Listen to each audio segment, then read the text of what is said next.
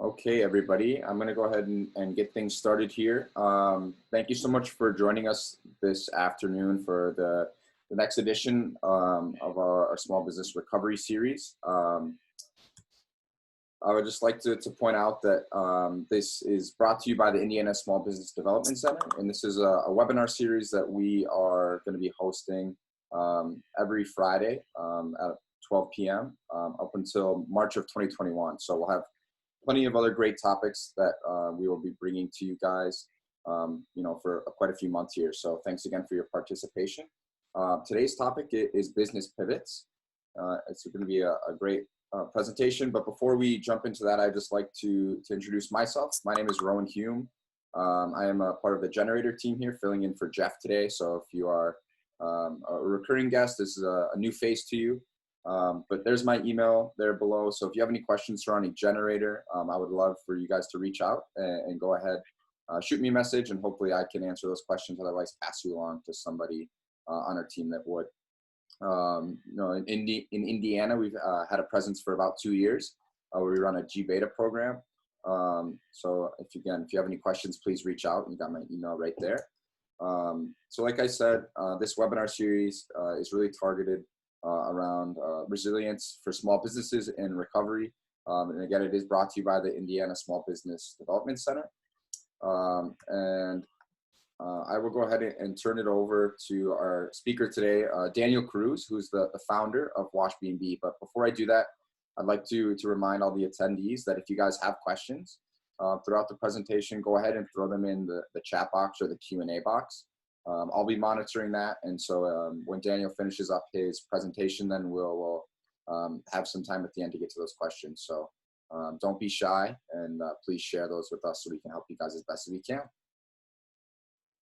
Daniel, go ahead and take it away. I'll stop my share and let you throw it up. All right. Thanks so much, Roman, for the introduction, and thank you, Generator and the Indiana Small Business Development Center, for having me here. I'm going to share my screen really quick.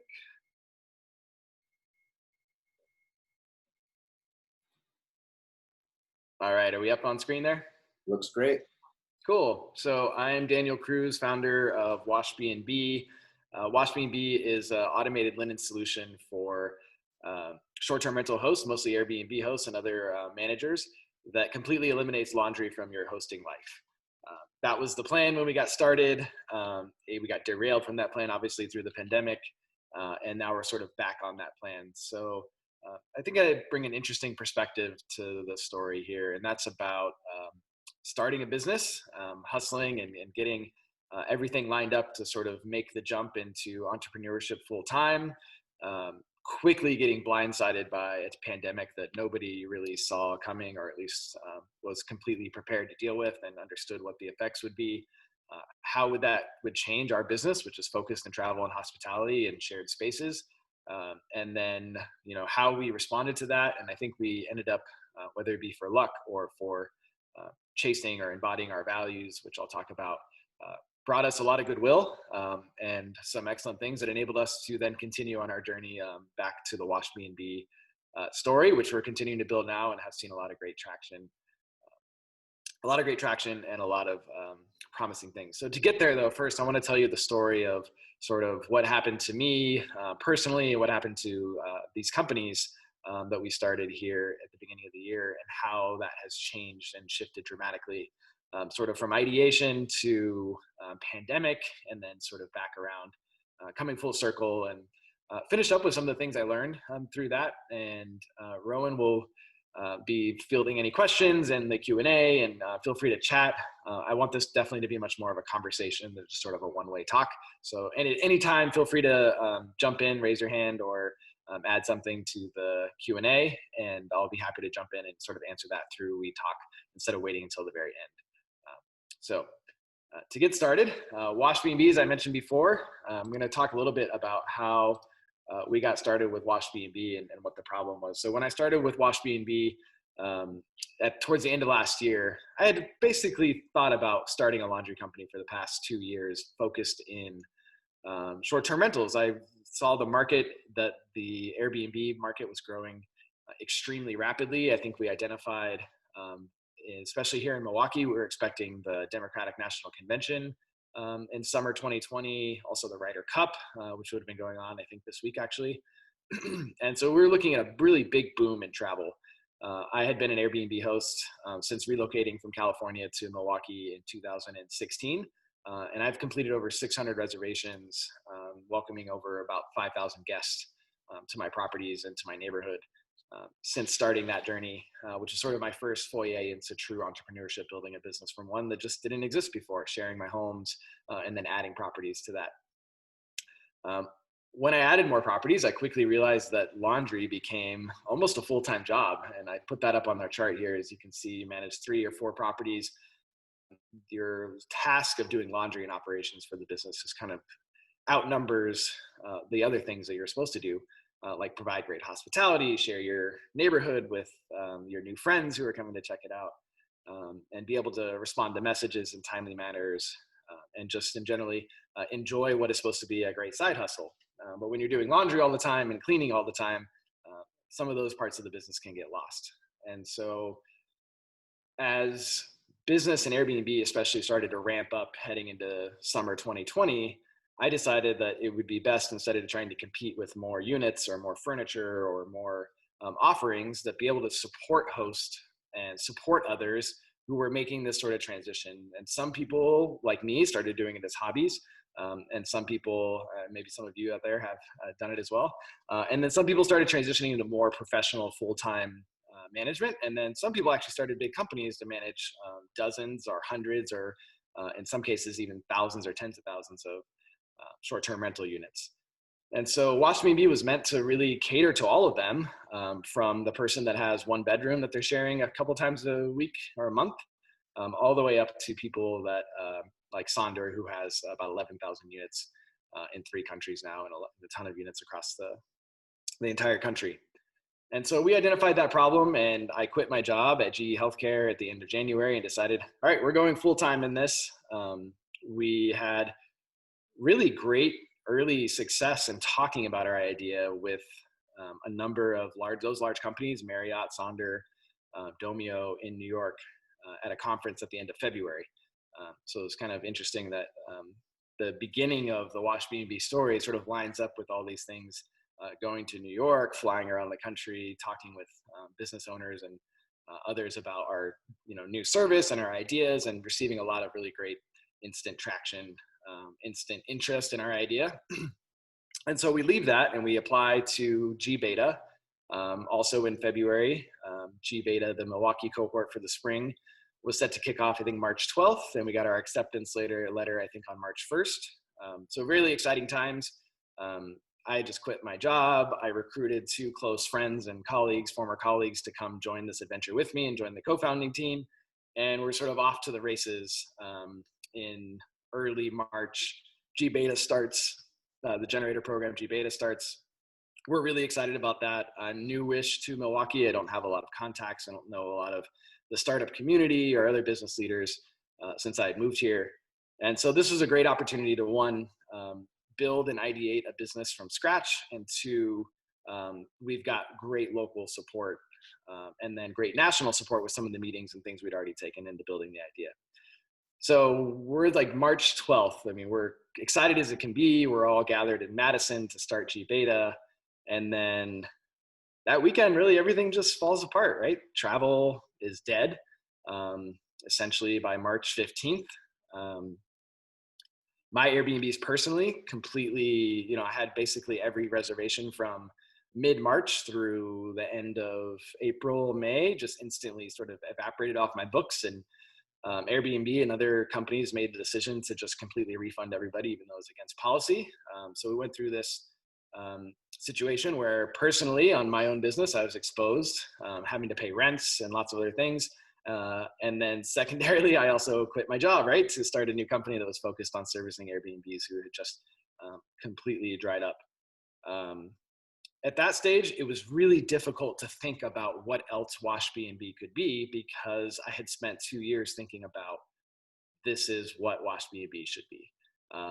This is the perfect idea. And then took that information to New York and talked about it with Marriott. And they said, this is also a really great idea for a business. We need this service for our 5,000 properties that we have across the globe that we don't that we don't yet have linen services for in this new sort of emerging segment.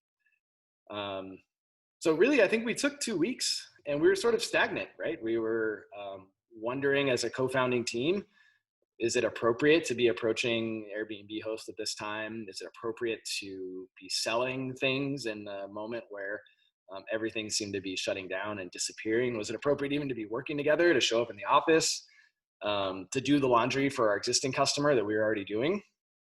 And so that ended up being like a really trying 2-week period where we were putting our heads together. We had weekly check-ins, multiple weekly check-in points with our GBeta director, Molly.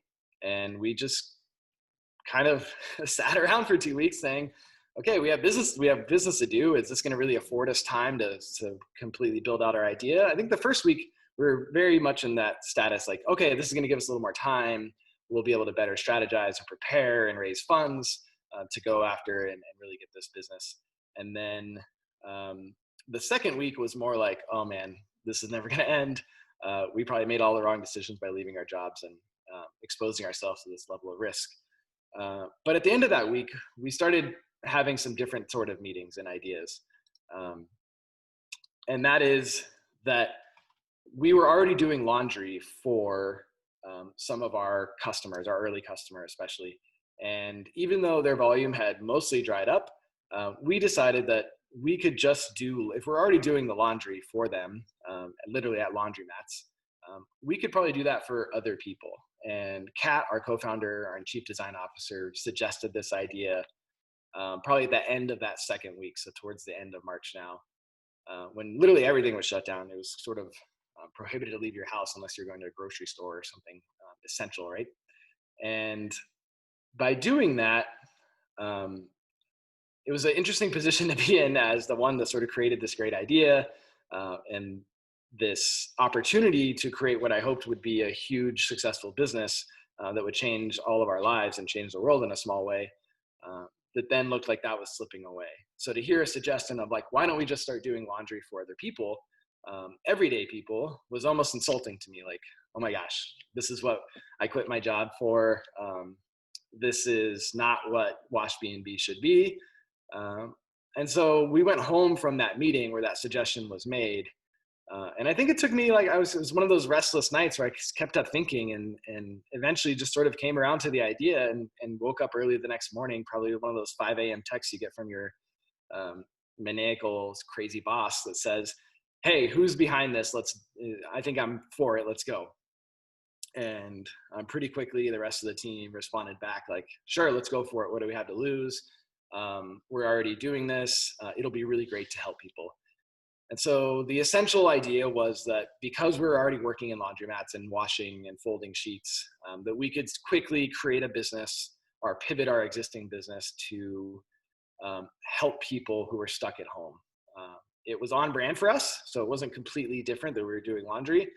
It was not the perfect linen rental program focused on small businesses who really need our services. This was focused on a completely different market demographic, mostly seniors and people who don't have access to laundry machines in their homes, which typically would be lower income households. We did a quick research and census data to show how many households like that were existing in Milwaukee and kind of where they would be.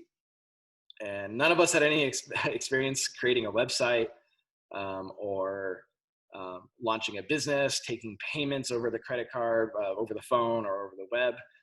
But we all just sort of put our heads together. We mapped out everything on a whiteboard that we could possibly think of. We started talking about cost of how many quarters does it take to do a load of laundry from start to finish, including drying. How much would it cost us in gas and mileage to drive to people and pick up their clothes? What sort of PPE would be necessary for our team? And I remember those 4 days being extremely fun and all about what entrepreneurship is all about. And that is putting an idea in your team's head, in your head, and sharing it with the team. And then everybody sort of aligning their heads together and really going after it. In 5 days, we put together a website. We pivoted the washbnb brand from one that was focused on Airbnbs to one that was focused on doing laundry for everyday people. We launched a donation campaign to source donations for people. And that was so we could pay the cost of doing laundry for people that couldn't afford to pay us to do their laundry for them. And we developed a pay what you can system to do that. And as these things sort of came together from those early whiteboard sessions, and we put the mechanics of putting a business together so quickly, we were also invigorated and encouraged by this. I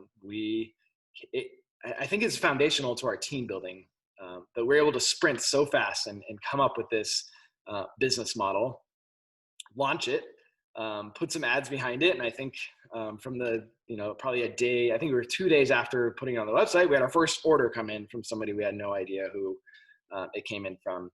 And we learned a ton, and we knew we had a really great story to tell. My background is in marketing for beer and beverage companies in the past. And so I knew that telling a story would be a really important part of what we would do from that point forward. And I engaged with some PR professionals. I posted on LinkedIn and Facebook to my network and said, I've got a fun new idea. We're trying to help people.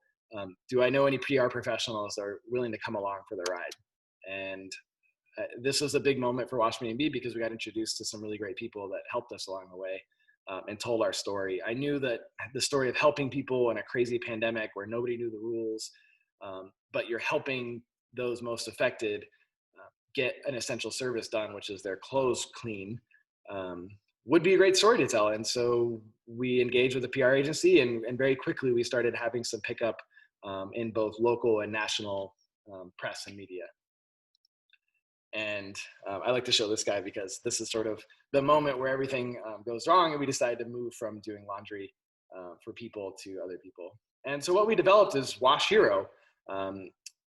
We landed a story in the New York Times about staying nimble. You can see that on the screen, how small businesses can and do shift gears. We landed in the Chicago Tribune. Milwaukee Magazine was actually the very first press to reach out to us and say, hey, we want to tell this story to our readers. Biz Times, Wisconsin Innovation, and actually one of these stories here landed in the email box of somebody I respect very much, Julie Kaufman, who is a developer here in Milwaukee.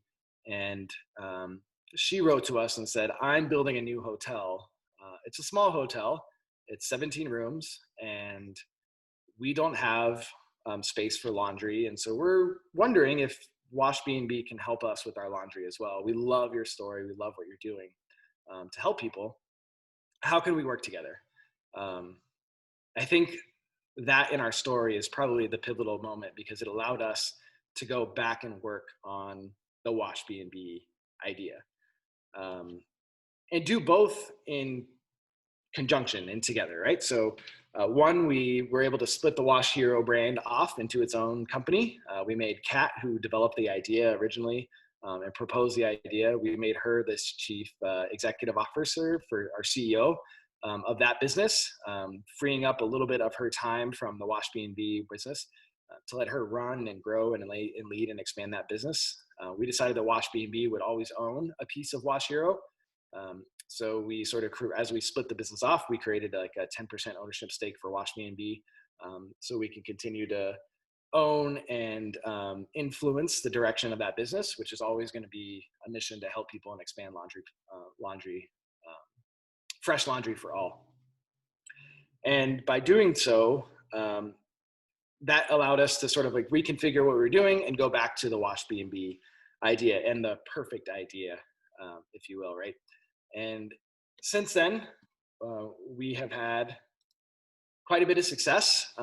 We did get that contract with the Double Dutch Hotel, which allowed us to order inventory, to bring our idea basically to life. And instead of just washing the existing components that we were washing, we were able to get into the rental business, which is what we always needed to do. Eventually, we landed at the doorsteps of a laundry partner who had for 2 years been telling me that I didn't have enough business for them. We actually were able to sign a deal to do laundry at their facility. Part of that being because the hotel industry has taken such a downturn and they had excess capacity.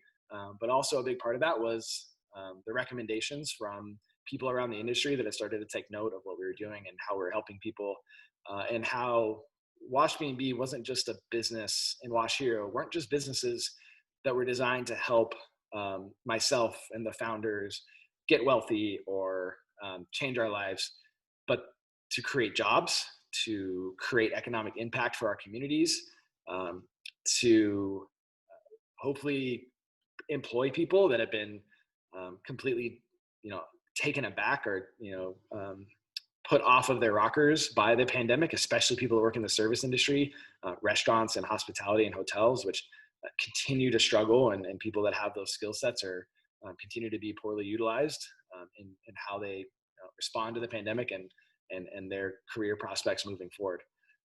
So I think by generating that sort of attention, by declaring our values and then deciding to lead with them, which is something that Julie gave us a masterclass in, we were able to sort of generate two businesses out of what originally was one. Two businesses that are doing very well, have some great traction, and by sharing that story that people cared about, we're able to bring us a lot of goodwill, which is important. Since then, we have, get to the next slide here. Since then, washbnb, as now we've got more time and energy to focus on washbnb, has gone back into, we sort of pivoted that brand back to what it was always meant to be, with a much more open mentality, an open ear and mind, if you will, to how we could iterate and change washbnb and make it better, how to better listen to not just ourselves, but to our customers, what they're asking for, what they're saying, which is always an important part of an entrepreneurship or small business journey.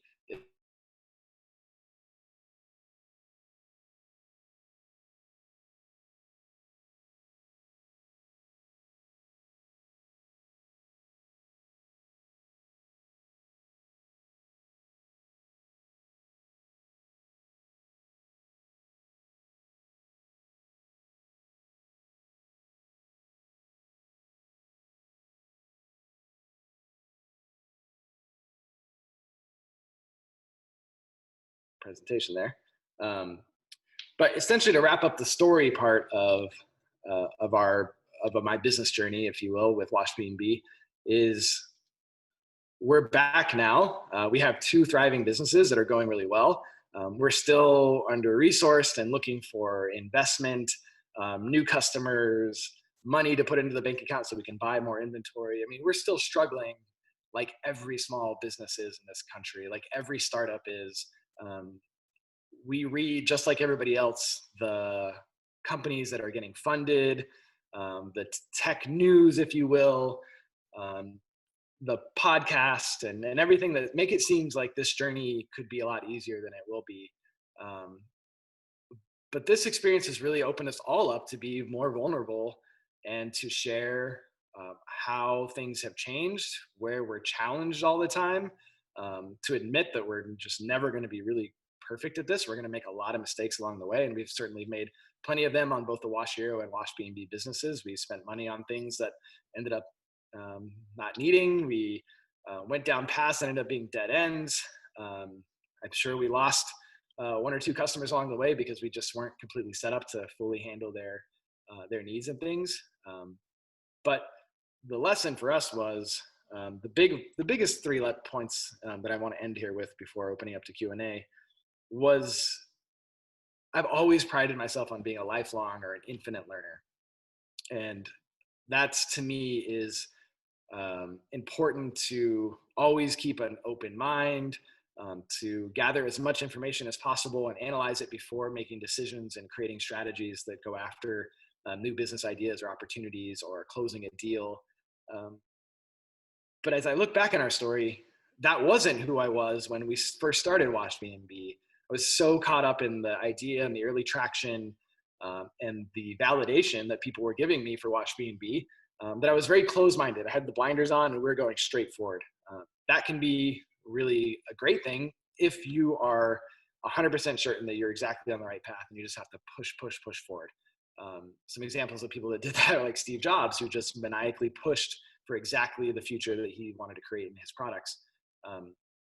I don't think I'm as talented or as genius as Steve Jobs. So for me, it's important to keep those blinders off and to keep the perspectives in view and to be more open to changes, to updates to our ideas that may sound crazy at first, but when you take a step back and look at them, think about them, made a lot of sense for us. And then two, Julie wrote me an email as we talked about what Wash Hero would become and how she had done such a great job leading with her values to create real estate and business development in underserved neighborhoods around Milwaukee, and to sort of go against the best advice and risk to really just create things out of nothing, and then to support small businesses who gave a damn about hiring within the communities that they work in, and to create business and economic opportunities in places that are traditionally underserved.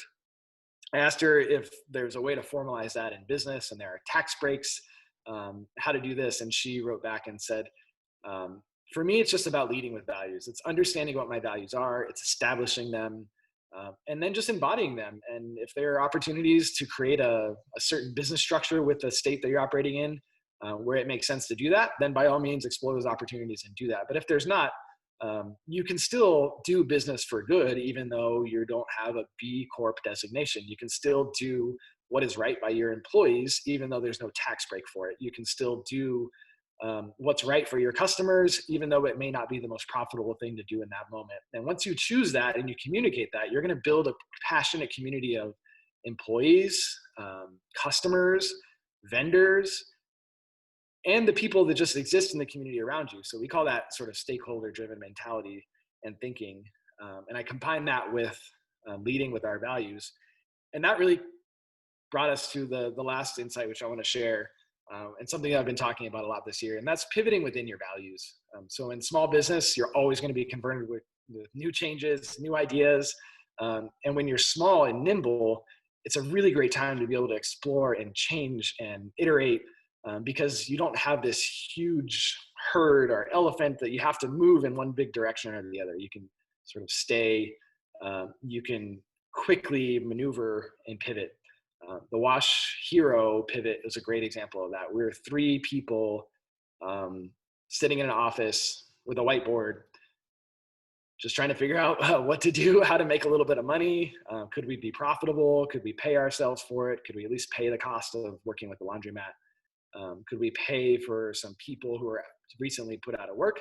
Could we pay them to do some laundry and pick up and deliver, since they could no longer bartend?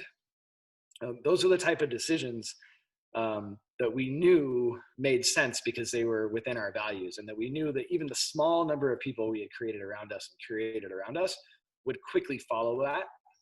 And then also by doing that and sharing that story, we would bring more people sort of into our folds, and who would help us and push us along that journey. And so pivoting within your values should be the sort of way that we as small business leaders think about when we need to change our business, when we need to adapt or perish. To me, that's a good starting point, because you already have your customers and your people around you ready to sort of help you, push you, and they're going to follow you. And if they're already spending money with you, it's a good chance that they already align with your values very well. And so if you have a new product offering or service offering to offer to them, there's a good chance that they're going to be interested in that product again already. And then finally, something that came up in a networking group the other day that I thought was really interesting, because it aligned with some of the works I've been reading by Brene Brown and other business leaders. And that is that just the simple recognition that we're not perfect, that we're not always going to be very good at leading people or businesses. And in small business, of course, we all have to do exactly every single thing that is in business. We are bookkeepers, we are CEOs, CFOs, HR departments. We hire people. We have to, get rid of people. Sometimes we have to create new products. We have to engage with our customers. We have to do customer support, deliveries, pickups, doing the laundry. I mean, whatever small business you're in and running, there's a good chance that you're doing all of these things at once, especially in the early stages of your business. And so what great opportunities to figure out, to keep your eyes wide open and say, if I'm not great at all these things, where are things that we can get better at? How do we like continuously improve, combine lifelong learning, infinite learning into continuous improvement? And then lastly is just being open and vulnerable. Have those friends, have those people with you. Sometimes they can even be customers and say, I'm not perfect at this, but we want to get better, and we want to all sort of point our heads in the same direction and keep going. And so I think that is about the 30 minutes that I prepared to talk, and happy to take any questions, answer anything that's already popped up.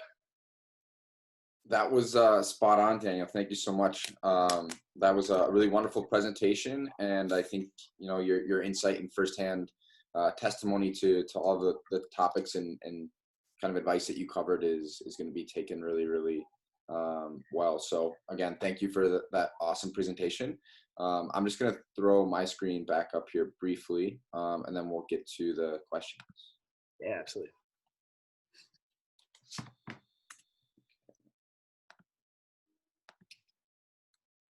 All right. So before we jump into questions, for any of the audience members or people that are tuning in after we publish this recording, if you guys are interested in learning more about what other resources are out there for you, there's the Indiana Small Business Development Center website right there, stayinbiz.org. So please check that out. But now let's transition back to Daniel and his presentation. I will kick it off here just with one question or a few questions that I had pop up throughout your presentation. And first off, I'm curious, how much were you able to continue to leverage your existing network that you had started to build through washbnb or your existing customer base as you pivoted to Wash Hero? That's a really great question. We were so privileged to be participating in a generator program called GBeta at that point. As I mentioned before, it gave us access to mentors, to weekly touch points and educational seminars with generator staff, and then also the people that generator surrounds them with, who are experts in a lot of these small business and entrepreneurship endeavors. All of the mentors that we had through the process, I think there was 60 of them in the 7-week program that we interacted with, were incredibly helpful in sort of helping us break down what washbnb was, and then what washbnb was becoming, and then how to sort of pivot that into what Wash Hero and washbnb are sort of new now. So I think that was a really vital help to have. And if you don't have a program like GBeta that you're going through, you probably have employees, coworkers, friends that know and understand your business, that know and understand you, and that you can talk to and bounce ideas off of, ask lots of questions, and get to a place where you think, if you're getting a lot of heads nodding, you're probably in the right direction. You're probably going in the right direction. If you ask a couple of customers that this is important to you, this change in business that we're going through, and you start getting a lot of like, oh yeah, this is something that we would love to participate in as well, or we need that service as well. This is a great adaptation. It's important to bring all those people along with you. You're not going to be able to bring everybody, but the most that you can, I think, is really important. Leveraging my personal network led me to Crow PR, who is our PR agency. They're the ones that landed us the New York Times article. And a lot of the great, I think there's 350 million impressions that washbnb has been able to earn basically for free for the price of our retainer, our monthly retainer with Crow PR. That came to me because I just asked on LinkedIn and asked on Facebook to my existing network. I know I've worked with PR agencies in the past and people in the past, who's got some free time, who wants to help on something small that could turn into something big. I think I got 4 or 5 responses, interviewed 3 candidates, and settled on Crow because she just got our story really quickly and was able to turn that into a really strong story sharing opportunity for us as well. Plenty of times in my past, I've just posted something on my LinkedIn page, just asking a simple question: who knows how to do this? Where can I find some experts? And so my network has been really great at being able to leverage and then respond to those sort of things. It's not always the robust response you would expect, especially if you don't participate sort of every day in the social media circles. When you pop back into Facebook and you post something for the first time in like 3 months, nobody really sees it. So sometimes you just have to dig a little deeper and maybe send some text messages or more personal phone calls to get that information out of people in your network. But for the most part, especially when the pandemic was at its height and everybody was just stuck at home, so many people came out and said, I'm willing to help. I've got 30 minutes for a Zoom call. Let's jump on and talk through your business strategy or your problems. And that happened a lot of times with strangers too. I met some people through the Bumble Business Networking app who were just saying, I've done this my whole life. Let's spend 30 minutes on the phone talking about your problem and see if there's anything I can help you with or put you in the right group, for example. Awesome. No, thank you. That's really great insight again. That actually kind of leads into a question coming in, or at least the last part of your answer. Could you expand on, or they're looking to have you expand on maybe the marketing strategies that you use, apart from just your reach outs from LinkedIn or on Facebook? You have the background in marketing, obviously. So is there any advice that you could give to the marketing side of things as people pivot? Yeah, definitely. I wish I was better at this. Digital marketing, it's funny coming from the Bay Area and being a marketing professional was always something I just sort of shied away with and said, I'll leave this to the experts that have much more of a technical focus and background. I think that was a mistake early in my career that I didn't pay more attention to that side of it. But for me, the strategy and the plan development was always the interesting piece of marketing for me. And so this was definitely a challenge because nobody on the washbnb team had experience with digital marketing. And we realized that in order to quickly put a business up in the middle of a pandemic, we were going to have to get customers. And the only sort of access we probably would have to those customers would be through either social media or some other pay-per-click advertising. So we spent money there. We threw lots of stuff up against the wall. We knew we had a strong story to tell, but we didn't know how to tell that in a way that would capture people's attention on a screen because it's a highly specialized skill. I think if I were to do that piece over again, I would look more into our network, and instead of saying, let's just figure this out, I would probably leverage a professional, whether that be paid or somebody that just had some time to help a small business get going. Because the digital marketing piece to me is really complex and really difficult when you're competing against literally anybody that can put a credit card into Google and start paying for people to click on advertisements. It's really difficult for me to understand what's sort of driving that behavior and what's going to perform better and what won't. So my recommendation would be to get help if you don't understand digital marketing and you need to apply some digital marketing techniques. Get help because you can throw a few $100s against a Facebook ad that literally one person clicks on, and you paid $200 for all those eyeballs that didn't do anything. Same with Google AdWords. So that is one thing looking back that I wish I would have gotten better help on. But then again, that money that we did spend brought us our early customers for Wash Hero, who are still with us today. The Wash Hero business is just crossed over 100 paid orders. We've done probably a quarter of that in free orders through the donations. And most of those orders came through from complete strangers who had no idea through our story. And not even people necessarily that connected to the story via the news articles, but that did come through those early sort of clicks. And they keep ordering every month after that. So I think for me, my marketing strategy is more based on how to develop something that is desirable for customers and then to keep those customers around once you've brought them in and taken their first payment. I think those are the things I've been really good at. Capturing the attention of people is definitely a harder one. And I'm not the expert there, so I don't want to necessarily push everybody in one direction or the other, because I think there are lots of people that are really good at that. Perfect. Sure. Thank you. Okay. So I got one more question here, and then if any other ones roll in from the audience, then we can touch on those. Otherwise, we can go ahead and finish up. But this one is, kind of maybe open-ended or a chance for you to reiterate some of your biggest points. What was the biggest barrier that you had kind of encountered through the pivot, and how difficult was it maybe to, take that original washbnb dream and vision that you'd put 2 full years into developing, and you said you had to go home and really kind of sleep on it and maybe swallow a little bit of pride. But do you think that was the biggest barrier or the hardest part about the pivot was just, kind of actually committing to it and getting it off the ground? Yes, 100%. When you're on the trail of something, I think we're probably genetically or whatever, we're designed to be focused on something. And when we're receiving a lot of validation, when you're receiving positive feedback, when you make the decision to quit a good paying job and, go without income for the foreseeable future, you're going to be focused. You're going to be on the trail of that idea.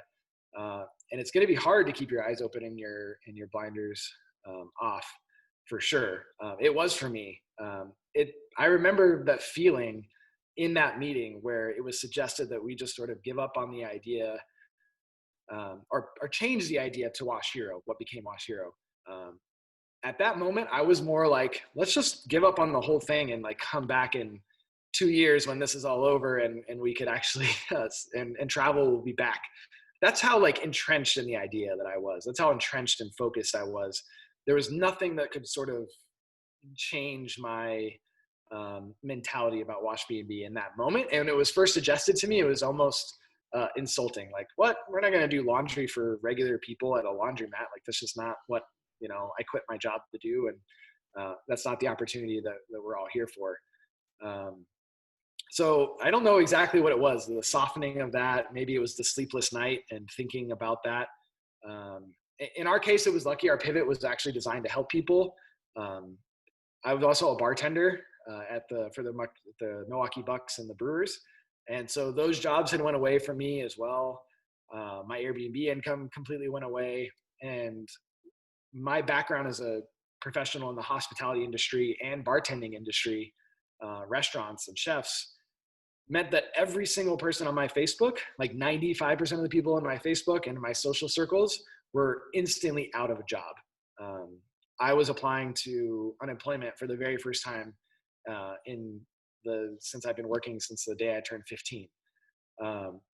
These were times and challenges that like nobody really saw coming, but particularly hit hard on my home front and my social circle front. Also on the personal side, I have my girlfriend is a physician's assistant, so I was very exposed to the medical industry and her friends who were all PAs at sort of the different hospitals around the Midwest and some around the country. So both of my social circles were just going through this incredibly challenging moment.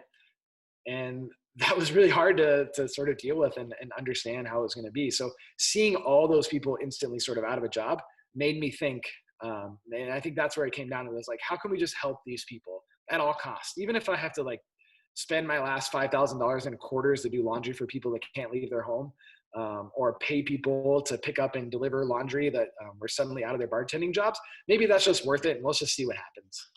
So that was really the defining moment, was just the pivot was designed to help people and not necessarily help ourselves. And so I think that was like the good way to sort of like get out of the mode of, I just quit my job. I'm ready to do this. Everybody in the world says it's a good idea. How do we just give up on like the world's best idea and do something different? So it's just about finding whatever motivation you have. If you're motivated to be, I think probably everybody here listening to this is motivated to do business, is motivated to be in small business and entrepreneurship, and wants to make their businesses better, create jobs, improve the lives of everybody around them, and themselves included. That's the motivation I think you need to find, is you just got to find that point and say, like, let's do it because we're just here to do business. We got nothing else to do, and just create products and ship them and see what happens. Awesome. Well, Daniel, thank you again for your presentation. It's a really, really tremendous story and honestly inspiring on what you guys are doing, and obviously having success, and wishing you even more so in the future. So again, thank you for taking the time to present to the audience today, and anybody else that's going to be viewing this recording after we publish it. I know they'll really get a ton of value out of it. So thank you. Yeah, really. And if anybody needs services for their Airbnb, we will be expanding probably to Indiana over the winter. And so feel free to contact me directly, Daniel@washbnb.com. find me in LinkedIn, Daniel Cruz, washbnb, pretty easy to find. Washbnb.com is our website. It's all up there and pretty easy to find. Awesome. Perfect. Yeah, we'll be sure to provide your contact information as well, so people can have that on hand. But for all the audience members, thank you so much for joining us. If you're a first time for these webinars, and thank you for your support and continuous support if you're a recurring guest. I'd like to highlight what next week's topic will be covering, which is employee handbook updates. So please, if that is something that you are looking to get a little bit more insight on, tune in for that, and be on the lookout for topics following. As like I said, the webinars are running all the way up until 2021 in March. So plenty of more advice and good testimony from our guests like Daniel to provide you guys. So other than that, thanks again, everybody. Daniel, great to have you, and you guys enjoy your weekend. Thanks, Rowan. Have a great weekend, everybody.